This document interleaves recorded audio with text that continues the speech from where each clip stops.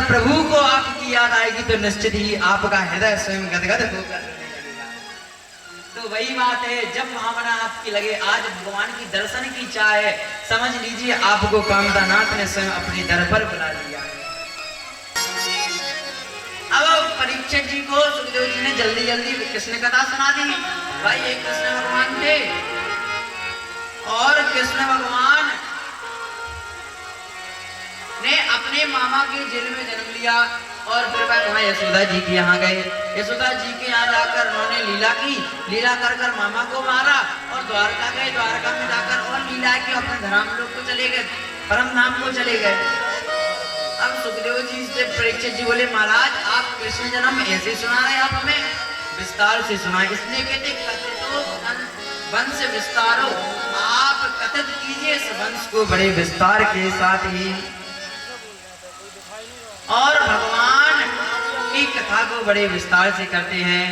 वासुदेव ग्रहे साक्षात भगवान, इसमें लिखा है भगवान ने जन्म कहाँ लिया? वासुदेव ग्रहे, वासुदेव जी के घर में भगवान ने जन्म लिया। ये नहीं लिखा कंस के जेल में जन्म लिया। भगवान ने जन्म कहाँ लिया? वासुदेव जी के घर में जन्म लिया। हमें घर से एक बड़ी अच्छी बात याद आई।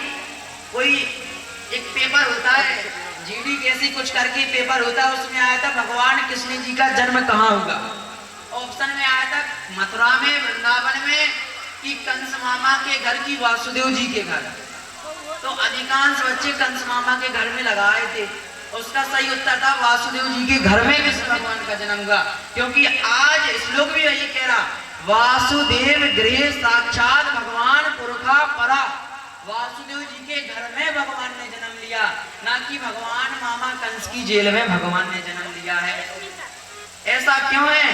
क्योंकि ना गृहम गृह मिथ्याहु गृहिणी गृह मुच्यते, जहाँ जिसके साथ जिसकी गृहिणी होती है वही स्थान उसके लिए उसका घर बन जाता है। भगवान ने जब जन्म लिया तो वहां पर श्री देवकी जी के साथ वासुदेव जी थे, तो दोनों का वहां उपस्थित होना, वहां उनका घर बन गया। द्वापर की बात है, अत्याचार राक्षसों का अत्यधिक बढ़ गया था और सीमा के बाहर हो गया था। जहां देखो वहीं राक्षस अत्याचार ही अत्याचार हो गया था। और गोस्वामी तुलसीदास लिखते हैं, जब जब हो धर्म की, जब धर्म की हानि होती है तब भगवान जन्म लेते। कब कब? जब जब हो धर्म की हानि, जब जब हो धर्म की हानि, बाण है असुर अधम अभिमानी,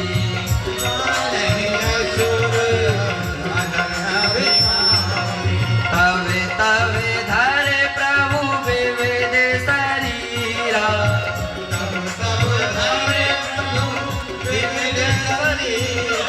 तब तब धर प्रभु विविध शरीरा,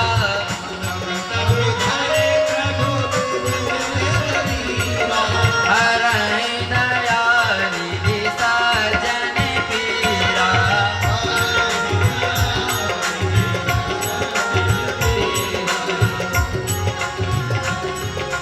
जब जब धर्म की हानि होती है और जब जब असुर और अधम अभिमानी बढ़ जाते हैं, तब तब हमारे श्री रघुनाथ जी, हमारे ठाकुर, हमारे कन्हैया लाल जन्म लेते हैं। कंस का बड़ा ही अत्याचार बढ़ गया, इतना अत्याचार कि उसने अपने पिता को भी अपनी जेल में डाल दिया। बोला पापा बूढ़े हो गए, कुछ नहीं होता, आप ये धर्म की बातें करते रहते, करना है तो अधर्म की बातें करो। और वह सारे नगर में ढिंढोरा लगवा देता है, अगर आज से कोई भगवान है तो कंस है, बाकी कोई कुछ भी नहीं है। कंस की एक बहन थी देवकी। कंस ने सोचा विवाह कर दे देवकी का तो थोड़ी नाम हो जाएगा। जैसे नेताजी को चुनाव जीतना होता ना तो कन्या विवाह करवा देते, भंडारा करवा देते। आजकल तो नेता लोगों ने भागवत जी को भी खरीद रखा, चुनाव जीतना होता बड़ी बड़ी भागवतें करवा देते, बड़े कथावाचक को बनाएंगे। और हमारे महाराज जी, हमने अक्सर देखा टीकागढ़ में कथा हो रही थी, वहां से चुनाव नेताओं ने मिलकर कथा कराई और कथा के नाम पर पैसा वसूली की।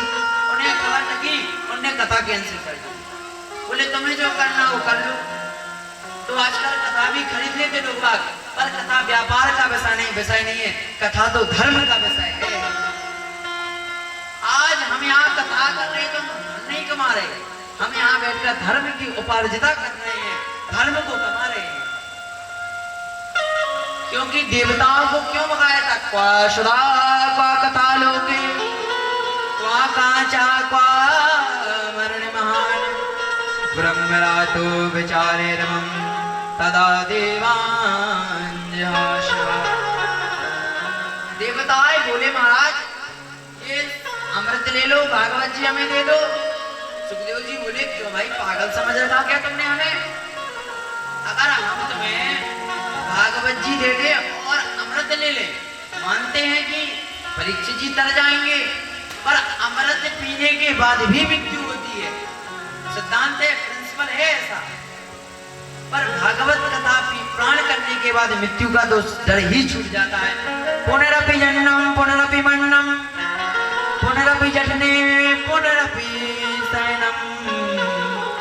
जन्म मरण के चक्कर से निवृत्त हो जाता है व्यक्ति जो भागवत जी का रसपान कर लेता है। और श्री सुखदेव जी व्यापार न कर देवताओं को भी भागवत सुनने से भगा देते, कहते कि तुम देवताओं कथा सुनने अभी योग्य नहीं हो। तो कंस ने सोचा कि अगर नाम करना है प्रजा में तो थोड़ी धर्म पुण्य करना पड़ेगा। अब कंस ने सोचा किसी और का नहीं, अपनी ही बहन का विवाह बड़े धूमधाम से करेंगे।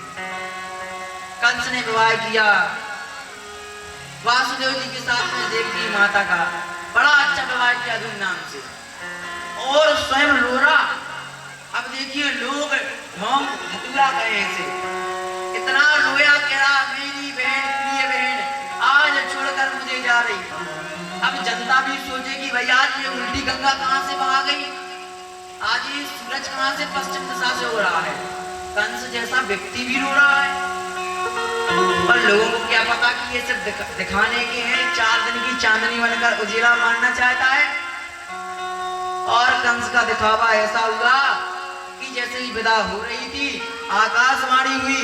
आकाशवाणी बोलती है तेरी बहन के गर्भ से जो 8वीं संतान जन्म लेगी वह 8वीं संतान तुम्हारी काली ही होगी।